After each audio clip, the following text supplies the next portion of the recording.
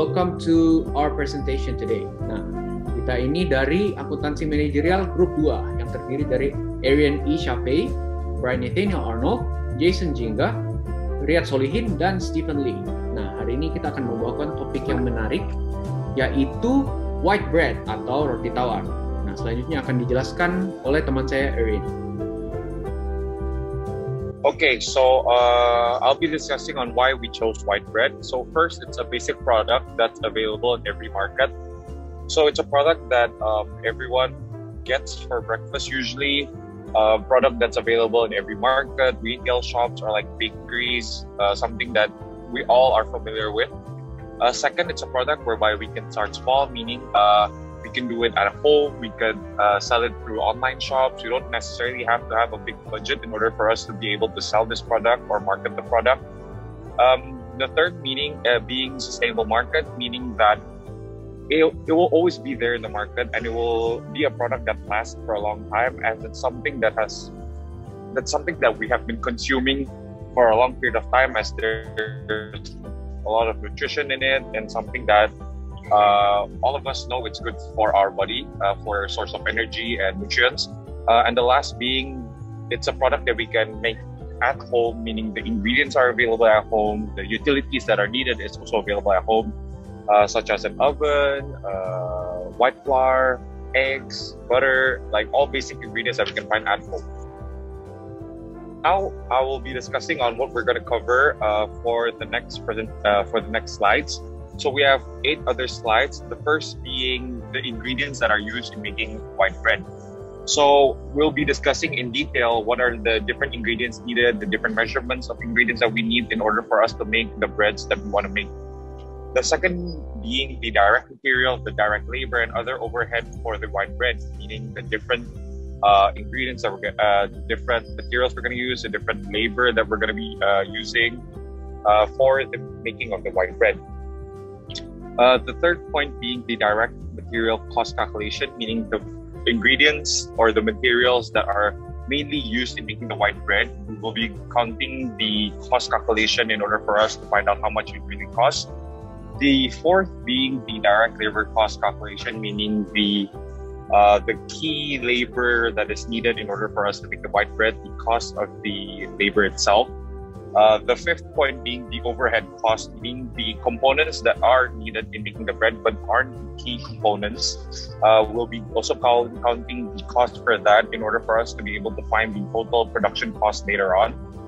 And for the sixth point, it's the total product cost per unit, meaning we're gonna calculate the total cost and then we'll do the different calculations in order for us to be able to find the cost per unit, not for 2 units or anything, but per unit, to make it easier for us to be able to find the profit later on.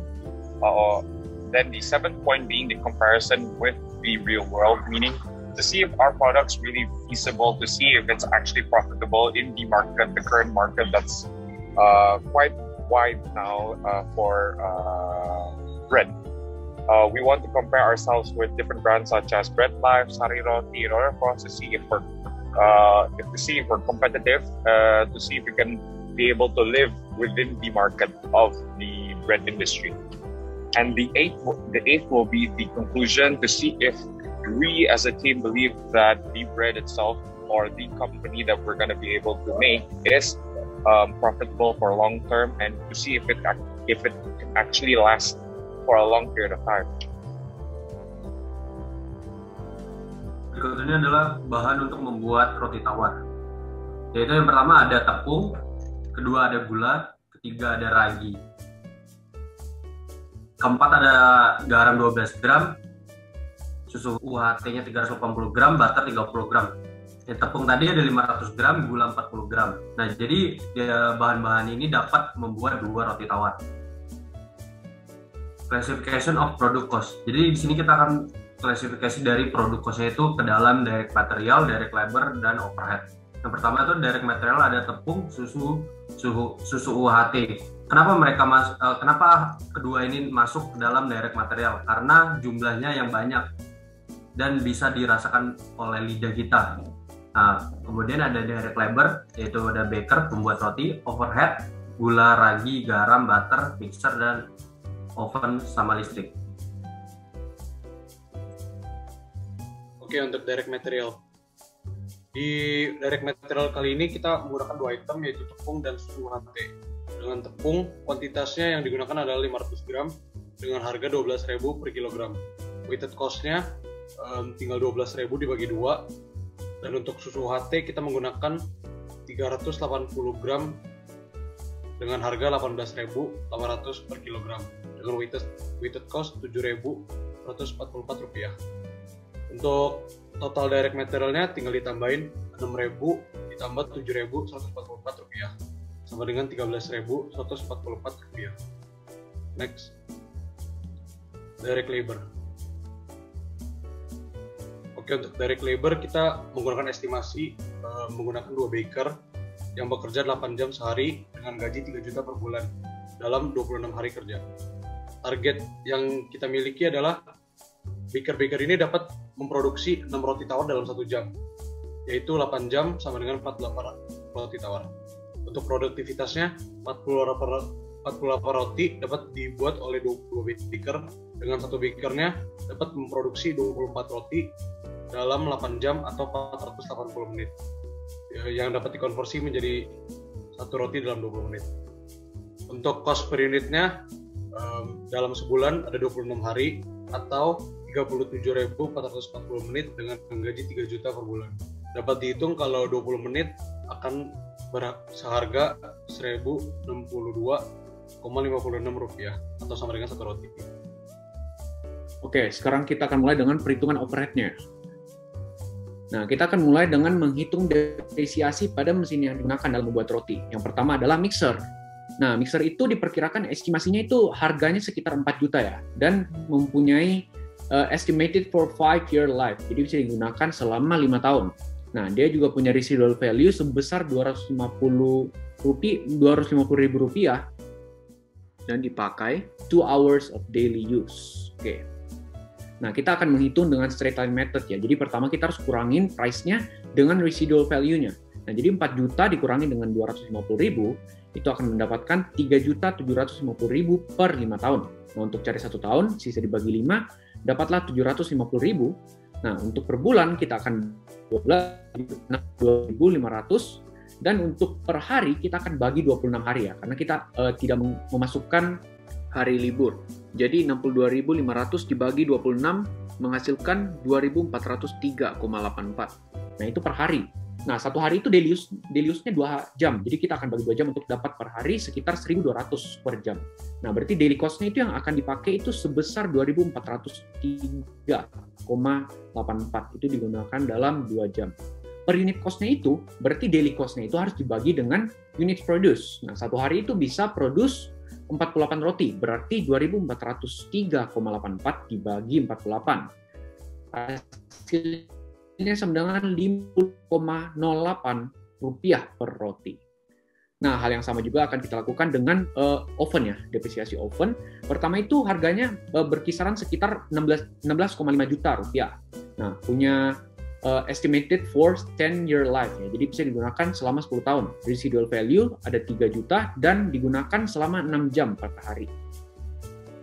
Nah, sama kita juga akan memakai straight line method. 16,5 juta dikurangi 3 juta menghasilkan 13,5 juta per 10 tahun. Untuk 1 tahun berarti dibagi 10, 1.350.000.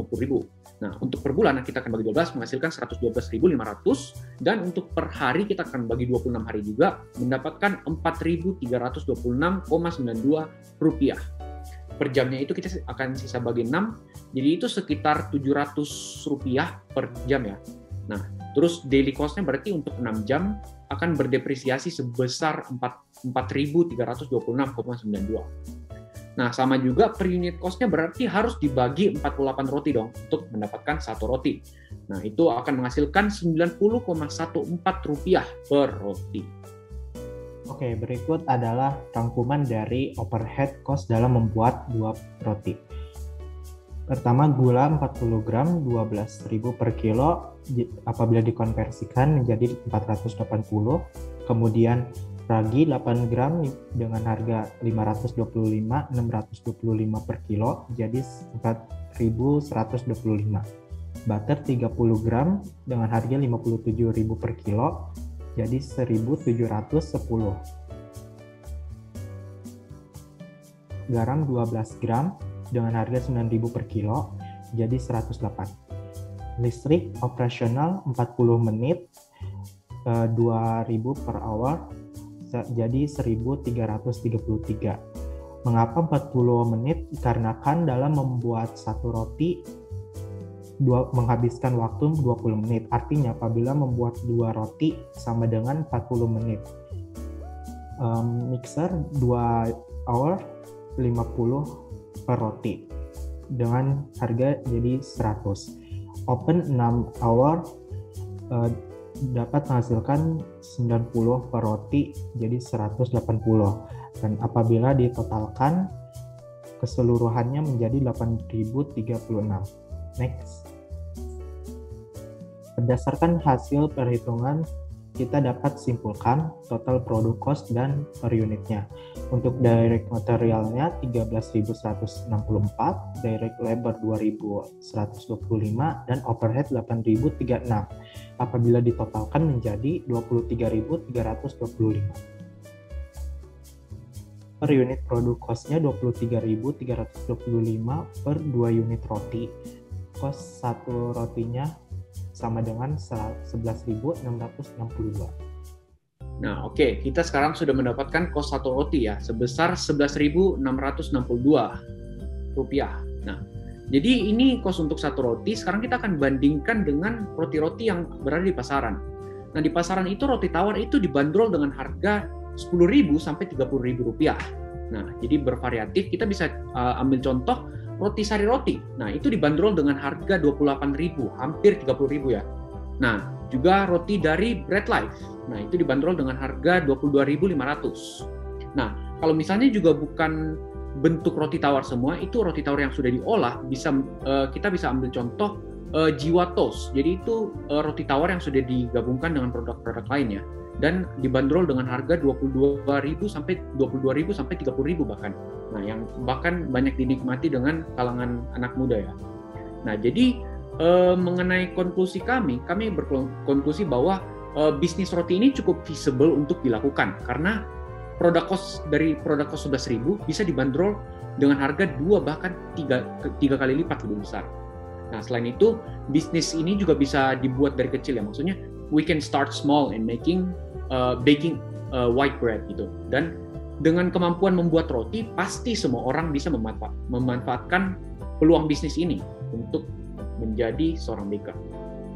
Oke, sekian dari presentasi yang akan kami bawa. Terima kasih Ibu Gorida dan teman-teman untuk mendengarkan presentasi kami.